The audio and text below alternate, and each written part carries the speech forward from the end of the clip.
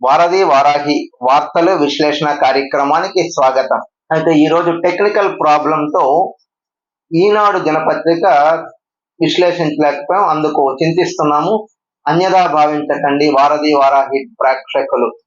ముందుగా మనం సాక్షి దినపత్రిక వారు ఏ వార్తలు రాశారు అన్నది ఒకసారి తెలుసుకునే ప్రయత్నం చేద్దాం.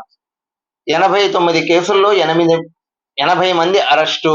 ఆగస్టు నెలలో నగర పరిధిలో జరిగిన 89 చోరీ కేసుల్లో 80 మందిని నిందితుల్ని అరెస్ట్ చేసినట్లు సిపి చెప్పారు.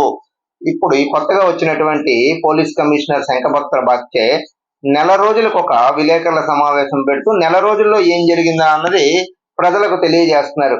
అంటే ఇప్పుడు దొంగ దొరికినప్పుడు పెట్టడం అవన్నీ కామన్ గా జరుగుతూ ఉంటాయి, కానీ ఈ సిపి అట్లా కాదు.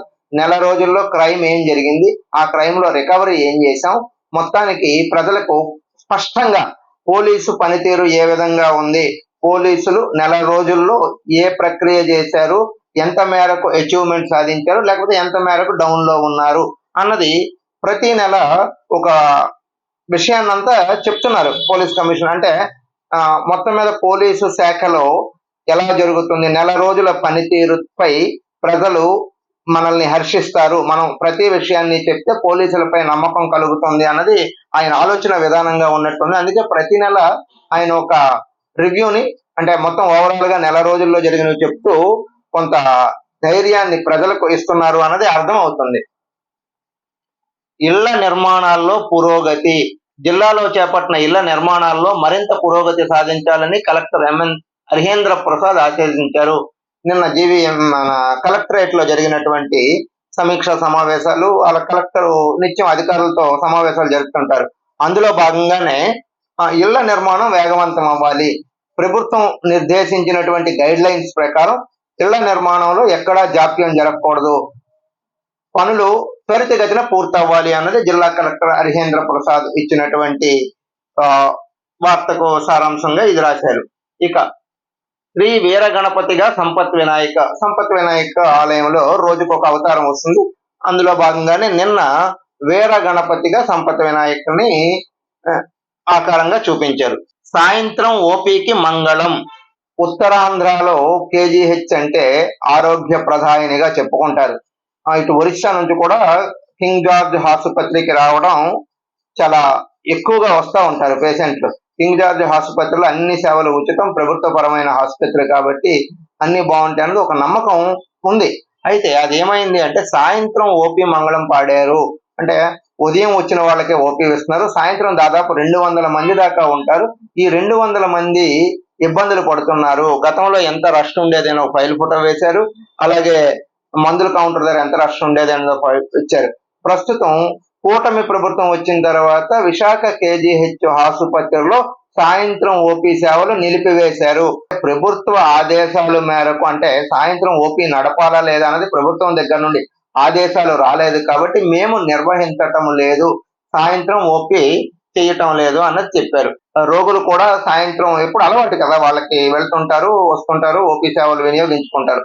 అయితే ఉదయం టెస్టులు చేయించుకుని సాయంత్రం చూపించడానికి హాస్పిటల్కి వెళితే ఇక్కడ ఏమి లేవు అన్నది సిబ్బంది చెప్పినట్టు రాశారు. 7 సిఐలకు స్థాన చలనం. విశాఖ నగర పరిధిలో సర్కిల్ ఇన్స్పెక్టర్లు, పోలీసు శాఖలో సర్కిల్ ఇన్స్పెక్టర్లకు బదిలీలు జరిగాయి. ఆ బదిలీలు 7 జరిగాయి. 7లో ప్రధాన పోలీస్ స్టేషన్ అయినటువంటి మోడవపట్న పోలీస్ స్టేషన్ లో ఉన్నటువంటి పార్థసారథి ఆయన్ను గాజువాక లా అండ్ ఆర్డర్కి వేశారు. విఆర్ లో ఉన్నటువంటి అనకాపల్లి జిల్లాలో విఆర్ లో ఉన్నటువంటి రమణయ్యను 3 టౌన్కు వేశారు. అంటే మొత్తం మీద చూసుకుంటే ఎవరి పనితీరు ఎలా ఉంది, ఎవరు ఎక్కడ సూటబుల్ అవుతారు అన్నది ఒక ఆలోచన పరంగా మొత్తం మీద చూసుకుంటే పోలీస్ కమిషనర్ శంఖభక్త బాగ్చే అవన్నీ ఆలోచించిన తర్వాత ఈ సర్కిల్ ఇన్స్పెక్టర్ని మార్చి ఆయా స్థానాల్లో వేస్తున్నారు. బగ్గుమన్న కార్మిక లోకం.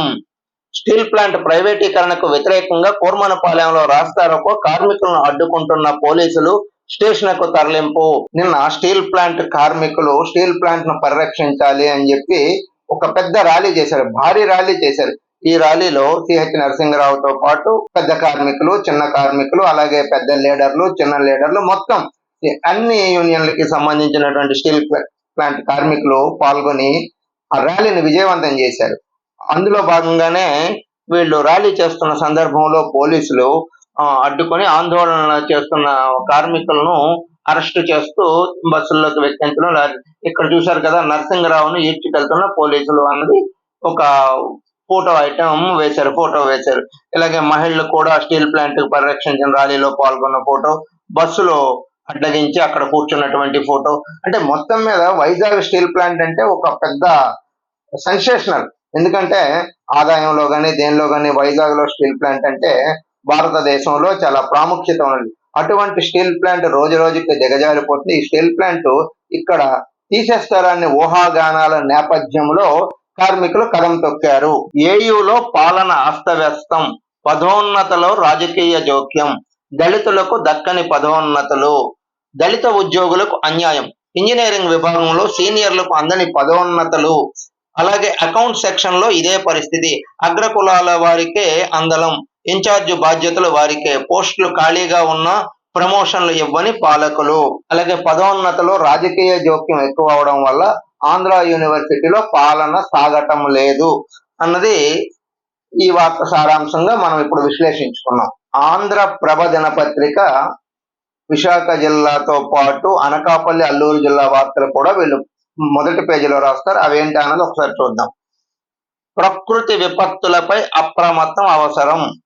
నిన్న హోమ్ మినిస్టర్ వంగలపూడి అనిత ఆమె విశాఖ కలెక్టరేట్ కార్యాలయంలో సమీక్షా సమావేశం వరదలపైన నిర్వహించారు. దాంట్లో కలెక్టర్ పాల్గొన్నారు, జాయింట్ కలెక్టర్ మయూరు, అలాగే కలెక్టర్ హరిహేంద్ర ప్రసాద్, అధికారులు, అన్ని శాఖలకు సంబంధించిన హెచ్ఓడీలు వీళ్ళు పాల్గొన్నారు. అయితే దాంట్లో వంగలపూడి అనిత స్పష్టమైన ఆదేశాలు జారీ చేశారు. సహాయక చర్యల్లో నిర్లక్ష్యం వద్దు, కంట్రోల్ రూమ్ లో శాశ్వత టోల్ ఫ్రీ నెంబర్ ఏర్పాటు చేయాలి, గ్రామాల్లో ఆపద మిత్ర బృందాలు ఏర్పాటు చేయాలి. హోంమంత్రి వంగలపూడి అనిత అధికారులకు స్పష్టమైన ఆదేశాలు ఇచ్చారు. సహాయ చర్యల్లో పాల్గొవాలి, సహాయ చర్యల వద్ద ఎట్టి పరిస్థితుల్లో నిర్లక్ష్యం చేయకూడదు, ఇలా కొన్ని సూచనలు చేశారు. దానికి కలెక్టర్ వీళ్ళందరూ పాల్గొన్నారు. ఏడాదిలోనే అన్ని ఉత్సవాలు విజయవంతం, ప్రతిష్టాత్మకంగా చందనోత్సవం, 10 లక్షల మంది భక్తులతో గిరి ప్రదక్షిణ, అభివృద్ధిలో ప్రసాదంతో పాటు పలు ప్రాజెక్టులు, అప్పన్న ఈవోగా శ్రీనివాసమూర్తి ఏడాది కాలం పూర్తి, కొత్త ఈవో ఎవరో రేసులో పలువురు. ఇక్కడ ఫోటోలో ఉన్నది ఏవో శ్రీనివాసమూర్తి. ఈయన వచ్చి 1 year కాలంలో సింహాచలం దేవస్థానంలో జరిగినటువంటి ఈ ఏడాది పాటు కార్యక్రమాల్ని చక్కగా నిర్వహించాను, ఎక్కడ ఎటువంటి ఇబ్బంది జరగలేదు అన్నది ఆయన ఒక ఇంటర్వ్యూ ఆంధ్రప్రభకి ఇవ్వడంతో వాళ్ళు మొదటి పేజీలో రాశారు. మన్యములో వరద, ఉప్పొంగి ప్రవహిస్తున్న వాగులు, ఏజెన్సీలో స్తంభించిన రాకపోకలు, పునరావాస కేంద్రాలకు తరలిస్తున్న వరద బాధితులు. మొత్తం మీద చూసుకుంటే వరదలు కొంత తగ్గుముఖం పట్టినప్పటికీ మన్యంలో మాత్రం వరద ఎక్కడికక్కడ స్టాక్ ఉంది. నిన్న కూడా అక్కడ చింతూరు మన్యంలో శబరి వరద ఉధృతి అంత మాత్రంగా పెరిగింది. మన్యం జిల్లాలో ఇంకా వరదలు తగ్గట్లేదు. ఏ స్థాయిలో ఉండాల్సింది ఏ స్థాయికి పెరిగింది, 42 అడుగులు ఉండాల్సింది 45 అడుగులు వెళ్ళింది అన్నది ఈ వార్త ఇక్కడ మనం చూసాం. ఇక స్టీల్ ప్లాంట్ నిర్వీర్యం చేయడం తగదు, పోరాట కమిటీ ఆధ్వర్యంలో రాష్ట్ర వ్యాప్త రాస్తారోకోలు, కుర్మానపాలెం వద్ద రోడ్డుపై బైఠాయించిన కార్మికులు, స్వల్ప ఉద్రిక్తత, పలువురు పోరాట కమిటీ నాయకులు అరెస్టు. ఆరోగ్య శాఖపై విజిలెన్స్ అంటే ఫోకస్ పెట్టారు, విజిలెన్స్ వాళ్ళు ఫోకస్ పెట్టారు అన్నది ఇక్కడ వీళ్ళు ఒక వార్తని ప్రధానంగా రాశారు. ఏఎన్ఎంల రిక్రూట్మెంట్ పై ప్రత్యేక దృష్టి, ఏఎన్ఎంసి నియామకాలపై 2 ఉద్యోగులపై చర్యలు, మానసిక ఆసుపత్రి సూపరింటెండెంట్ పై సీఎంకి ఫిర్యాదు, ప్రత్యేక విచారణకు ఆదేశించిన డిఎంఈ అన్నది విజిలెన్స్ వాళ్ళు. దీంట్లో మొత్తం మీద చూస్తే ఇక్కడ వైద్య జిల్లా ఆరోగ్య శాఖ మీద విజిలెన్స్ కనబడింది అన్నది ఈ వార్త సారాంశం. ఆంధ్రజ్యోతి దినపత్రికలో ఏ వార్తలు వచ్చాయి అన్నది ఒకసారి విశ్లేషించుకుందాం. ఇంకా పుంజుకొని రిజిస్ట్రేషన్లు, ఏప్రిల్ మే జూన్ నెలల్లో ఎన్నికల ప్రభావం, ఇప్పుడు వర్షాలతో వెనుకడుగు, ఏప్రిల్ నుంచి ఆగస్టు వరకు చూస్తే లక్ష్యంలో 55.33% ఆదాయం మాత్రమే సంపాదన. సబ్ రిజిస్ట్రార్ కార్యాలయాల వారీగా ఏప్రిల్ నుంచి ఆగస్టు వరకు ఆదాయం వివరాలు. ప్రభుత్వానికి అతి ఎక్కువ ఆదాయం వచ్చిన శాఖ రిజిస్ట్రేషన్ల శాఖ. రిజిస్ట్రేషన్ నుంచి నిత్యము డబ్బులు ప్రభుత్వానికి వస్తుంటాయి. అయితే అందులో భాగంగానే ఈసారి విశాఖ జిల్లాలో ఏం జరిగింది అంటే, వరదల కారణం ఒకటి, అంతకుముందు ఎన్నికలు జరిగాయి. ఎన్నికల్లో ఈ లావాదేవీలు జరగకపోవడంతో మొత్తం మీద రిజిస్ట్రేషన్ల తాలూకా ప్రక్రియ తగ్గుముఖం పట్టడంతో ఆదాయం తగ్గింది.